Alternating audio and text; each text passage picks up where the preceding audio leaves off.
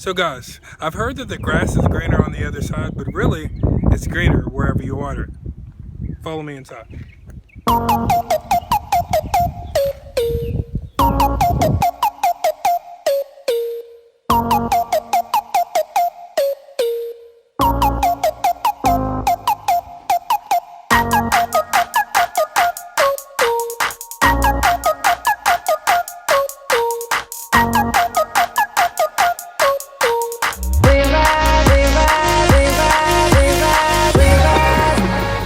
My name is Christopher Singleton. I grew up in a little small town in East Texas, multiple small towns, Center, Nacogdoches, Tyler, Longview, that entire area. So when I was little, I always wanted to be something whenever I grew up. I always wanted to try to make something of myself, but around the time I was 12 or 13, I ran into a lot of tumult. So I got involved in gangs and extracurricular activities that I knew was not conducive to my long-term success.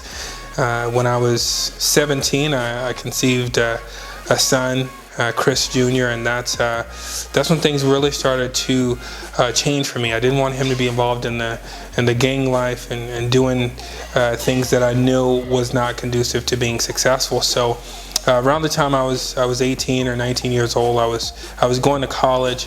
I went to college for just a few months, and I worked 2 jobs at CVS Pharmacy and at a small call center, and I just didn't feel like I could handle it anymore, so I needed to work full-time in order to really provide for my son. And so it was at that time that I seen an ad in the paper that said, hey, you can make $2,000 a month selling cars. And so that was a bit of a transitory period for me. So I decided to stop by a dealership, have a go at it. I had a 1985 Cadillac Fleetwood Brougham that I had just pawned the radio in just to get gas money to make it back and forth to these training classes. And I realized, and after the training class, they said, hey, we cannot hire you because you're not insurable. You're too young. We can't insure you, and you have a bad driver's record. And so discouraged and homeless at that point, I didn't have a place to stay.